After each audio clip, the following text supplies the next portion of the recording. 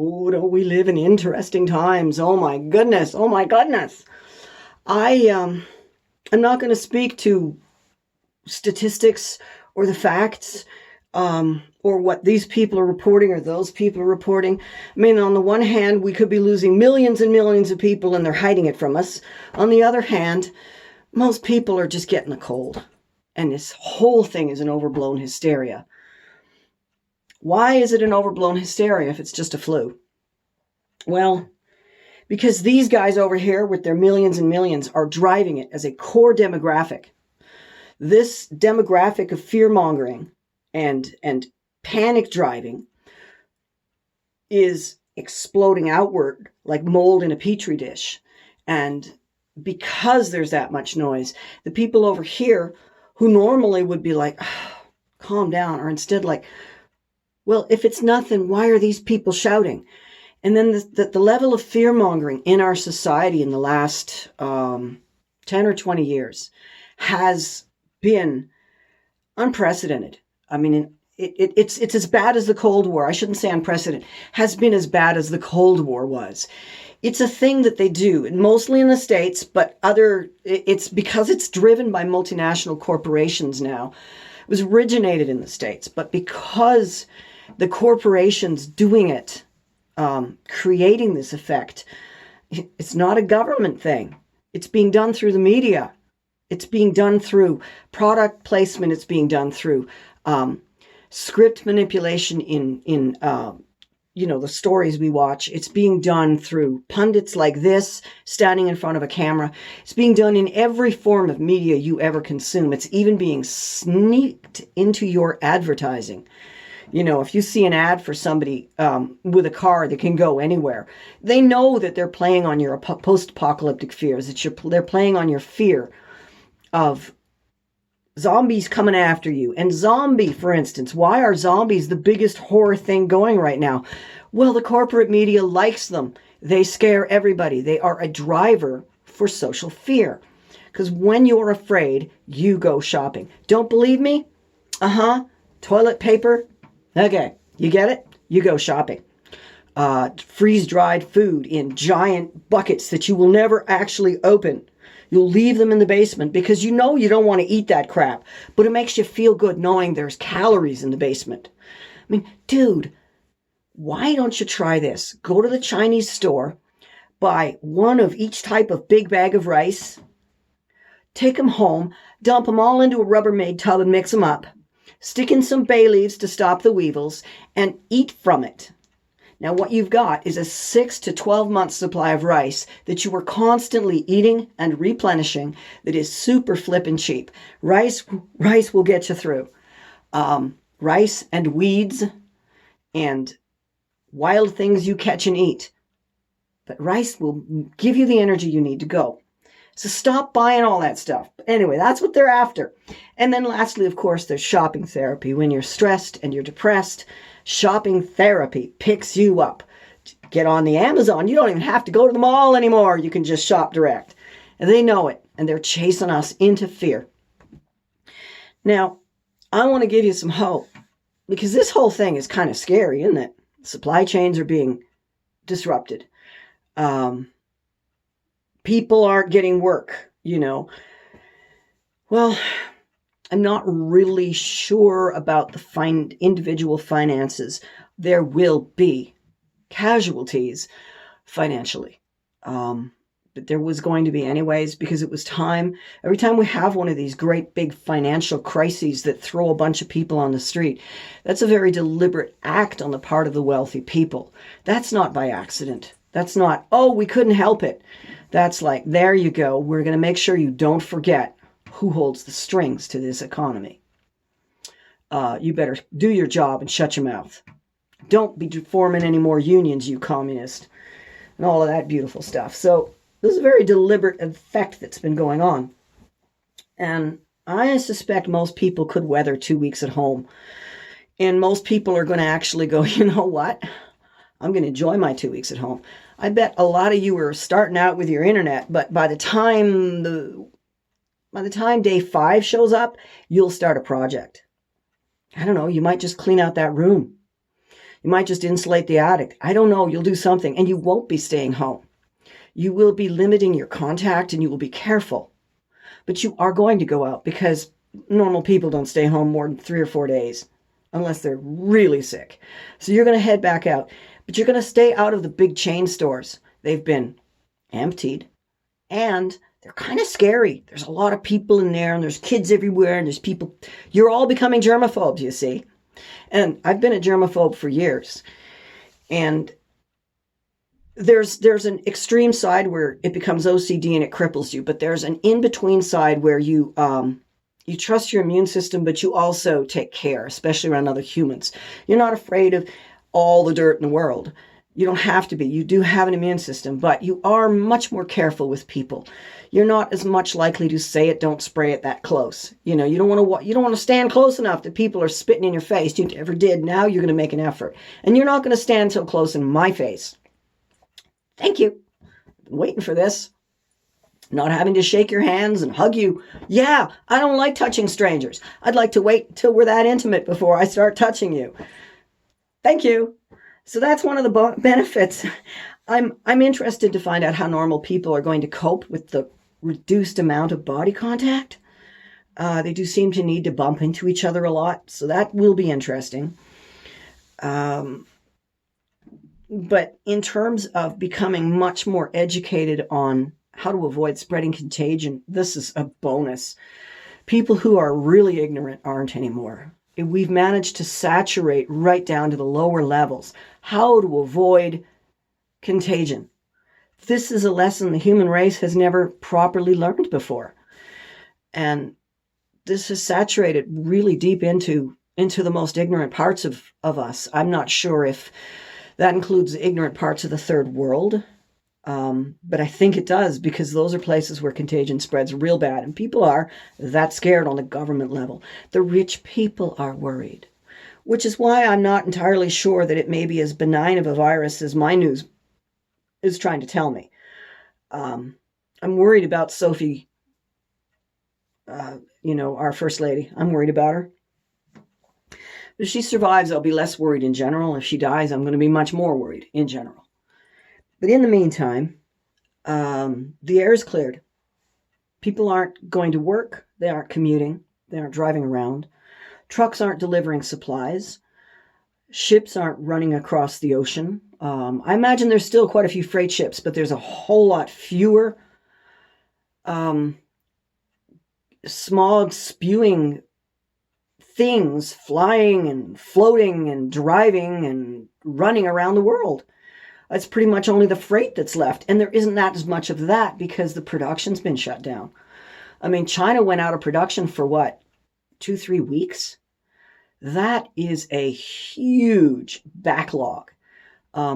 It's entirely possible that there was a huge surplus to be used up, and that will make up the difference. And we won't see as big a disruption in the supply chain as they're telling us. Or we may discover that our local producers have got stuff. So when you're going out taking your walks, you're going to notice that new shop that's trying to sell you that organic beef. And you walk in there because it's small and it's clean and it's quiet. There's just one person in there or 2 people. And they're people like you. They're your neighbors. And you're going to say, hey, wait a minute. I thought organic chicken was supposed to be more expensive. I thought this boutique stuff was expensive. But it isn't. I've been price comparing. I've been shopping the boutique shops and the regular grocery stores. And I've been sort of bopping around. Once a week, I go to the grocery store. You need your freshies. And this is why you're still going to go out. And this is why you're still going to support the stores. And so now, as a rule of thumb, I go to the local store first and see what they've got before I go to the chain store to get the rest. Because nobody local sells oranges. I got to have my oranges. That kind of thing. But then you start thinking, well, what if the oranges stop happening? How do I get my vitamin C? Do I stock up on frozen concentrate, which may all spoil one summer day when the power goes out? Do I stock up on vitamin C tablets that give you no joy at all and do not include much else? You keep going out and getting oranges, or rosehip tea, I hear, is very good. I'm going to start looking into locally available foods that can supply the nutrients that I take for granted. And you will too. And that's the point. That's another point in our favor. The coronavirus has allowed us to start looking more locally. The multinational corporations must be taking a massive financial hit right now. If anybody is suffering from this, it's got to be them. All their production, their shipment, their supply chains, everything's been disrupted, shut down. All their employees have gone home. They can't do business. The stock markets have been shut down in some cases, or I think. They've been severely curtailed. The whole big money thing has practically come to a grinding halt. So a lot of people will be shifting their investments into things that did not come to a grinding halt. And that's going to make some of those multinationals bleed even harder. Now, it could be this whole thing has been manufactured in order to kill one or two rival companies, that kind of thing. If you've got 3 multinationals left that own everything underneath except for your local independents, then one of them might have done something that will kill off the other 2 that they were aware was going to happen, and so they prepared for it, leaving one multinational corporation left to supply everything the world needs. There's no question in my mind that unfettered capitalism eventually, inevitably leads to monopoly. One hegemony monopoly. But we are not a monopoly. We are not helpless pawns. We are not useless. There was a time when you had what you made. You didn't go buy stuff. You made it, you grew it, you found it. You didn't buy it. Nice walking stick. Where'd you get it? Oh, found it in the woods. Nice shirt. Where'd that come from? My wife, she's a really good weaver and she knows how to sew. My daughter can dye. Oh, does she know her way around? Now you've all of a sudden got, hey, would your daughter dye some fabric for me? Would your wife weave some fabric for me? Well, we'll do it if, our chickens aren't laying. You got any spare eggs? Boom, boom. Trading started happening. We were doing that a long time before money came along to simplify things for us. And I'm not so sure in the long run that it's working. Are you? I don't think so. I love the idea of being able to just trade numbers for stuff, but it's gotten out of hand and it's not working anymore. People are looking at stuff and judging it based on the number attached to it. And the number directly affects people's ability to feed themselves and clothe themselves. The very things we used to do for ourselves, we now have to beg to get done or slave ourselves for. It's one thing to work to create a shirt. It's quite another to work for enough hours to be able to afford to buy one. And you damn well hope it fits. And you damn well hope the quality's there. And you really don't know. And sometimes they spontaneously catch fire because the manufacturer was using old oily rags to stuff the toy. I don't know if you remember that one. That was in the Cabbage Patch Kids dolls. There was this insane mass craze. And I don't use the word hysteria because if hysteria is an insult to all women, it implies that women are naturally crazy. So don't use the word hysteria. Mass craze. Madness. These are good words for that. This massive madness over Cabbage Patch Kids. All the kids had to have one. So all of the fakes and clones started showing up on the shores, and they were stuffed with literally oily rags, like shop rags with combustibles in them. They actually, you'd open the plastic and they'd stink of industrial chemicals. And for kids, they were selling them as kids' toys. And they were actually literally spontaneously combusting when left out in the sun. So that's what capitalism, that's what multinational corporations give you. They give you crazy events like this, and they give you cheap, shoddy crap, and it isn't even cheaper anymore. It used to be cheaper, but it's not anymore. I went to the grocery store and checked out their chickens because I buy a lot of chicken. We like to have a rotisserie chicken. It's easy to feed the little dog, and it's snack worthy. We keep it in the fridge. But the rotisserie chickens went from a nice cheap $5.99 to an exorbitant $16.99 in 1 year, just the last year, or maybe it's been 2 years. But in a very short order of time, the price just went, and I went, well, let's go see what a raw chicken costs, because, I'm perfectly capable of cooking my own chickens. It's convenient. It's not necessary. I'll just go get, because, raw ones, value added, you pay more. So a raw one's probably about $10, which is what I wanted to pay for the chicken, what I remember paying for the chicken. And I went back and I checked all of the frozen, and they didn't have any fresh. And the frozen chickens were $20 to $25 each for the same size chicken as the cooked rotisserie chicken, which makes me question what kind of chicken goes into those rotisseries when they get started. If the stuff they're selling in the case is more expensive, and they're adding they're adding electricity and ingredients and time and packaging. So when I saw that the same size chicken was $20 to $25 versus $16 for the cooked one, then I thought back in my mind what a $25 chicken from the local producer costs, because I buy them too. And they about $25 to $30 they run. And they're easily double or triple the size of the one that I was holding in the store. I mean, that thing was barely bigger than a Cornish hen for $25. And I was just like, you've got to be kidding me. They're not even cheaper anymore with all of their, wholesale purchasing and factory farms and mass buying and everything else. It's like, not only can you not produce it cheaper, you can't even produce it as cheap because you're still paying for that supply chain. My local producer is picking it up at the farm. The person who's selling it to me is doing the transportation.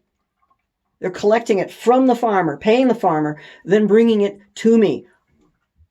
1, 2. And then I'm getting it from them.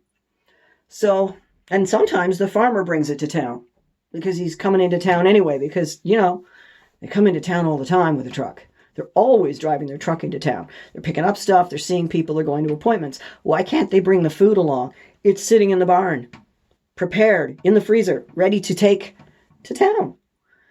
And there's no reason why he can't load some food in the back of his truck for us. All he needs is a place to deliver it, because he's not driving around town house to house with that stuff. Some of them do. The Hutterites have done that. They'll come out when they've got a surplus of stuff. They'll just send a couple of their people, while they're in town shopping. A couple of them will take the van or the truck around and stop at houses and drum up business and sell off some of what they have and take orders for future stuff. That's kind of cool too. And that's the kind of people you need to support. You need to go looking for them because they can't afford to advertise the way the corporations can. You need to find them. And when you do, you need to advertise for them. Tell everybody about them. Talk about them. Shop there. So that's another good thing that's going to come from this coronavirus is people are going to do that because that is going to be our way out of this. And it's going to help us understand the value of local manufacture, local production, local supply chains, which may cause some of our wealthier members to invest in local manufacturing. I mean, why is it that we send our wheat to China to be milled and bagged, milled into flour and bagged and shipped back in containers, the steel of which has to be made new every time because the containers don't go back to China, they stay here. So we're sending flour in the hold of a cargo ship, and they're sending back containers full of bagged paper flour. Oh, and they're getting the paper from us too. Yeah, we're sending our logs over there, or we're sending our pulp over there, and they're making the paper. We may be making our own paper, I'm not sure. We had a paper industry before the global trade thing came along to disrupt local investment. Why should I invest when I have to pay your workers $10 an hour and I can get them for $10 a month? Well, because you cannot trust the supply chain, and we will bring you to your flippin' knees with something as stupid as being scared of the flu. So you better start building factories back here again. And we'll build them better because this time we have EPA stuff. We have codes. We have safety codes. We have environmental codes. We have ways. And we still do have the skilled workers here. I weave. I could totally slide on into weaving for a production company. I could weave from home and they could use my product. They could just send to me the yarn from the spinners and say, please spin this yarn according to this pattern. And the person who's heading the project, spearheading the project, and that's the magic people, the people who spearhead these things. But the person, you know, the head seamstress or whatever at the garment factory that's sourcing out the weaving, she knows what each one of her weavers has for a loom and what kind of weaving they produce and how to use it. See? And so using cottage industry people, using, you know, you can build smaller, like using 3D printers. There's so much we can do now to bypass the need for large polluting factories, large energy hungry polluting factories. And a lot of us could work from home. We could work piecework. They used to do that. They used to send work home with workers, and the mom would sit at home with all of her kids doing the work around the kitchen table and bring the product back. The downside at that time was that it was still large corporations doing the employing, and they were not paying a worthy amount. But people who happen to live in your neighborhood are and work with you may perhaps set up a system with better prices. And these days, with the wages the way they are and the expectations, I think we'd get more money for it. We might even log our hours. I'm not sure. I'm just saying that this outrageous event, this unprecedented event of shutting everything down because people are afraid they'll get sick, it's teaching us contagion. It's clearing our airs. It's encouraging local production and supply. It's giving them the overpowerful multinational corporations a major hit. There's a lot of good could come of it. Also, people are noticing the clear air, and it's going to change the way that they regard their activities. They're going to be like, you know, I don't want to live in smog. I liked that fresh air. Why don't I take my bike to work? Why don't I tease the guy who didn't take his bike to work to encourage him to take his bike to work? No, I'm not advocating teasing. I just know it's going to happen anyway. And, you know, actually, maybe it doesn't anymore. It's amazing how much less teasing there is out there. Keep it up. But do encourage each other to, you know, bike to work, walk to the corner store instead of driving to the Walmart, like that. And stay healthy out there. Oh, yeah. Final note. Chicken soup's really good. Garlic's really good for building up your immune system and nourishing your body through an illness. And coconut water provides a lot of electrolytes, and none of those three things are in any way bad for you. None of them, you know, load you down with sugar or load you down with cholesterol. They're chicken soup. Real stuff, please, not the powdered shit. Real stuff. Chicken soup, garlic, put it in the chicken soup, and coconut water, drink it on the side. Good luck.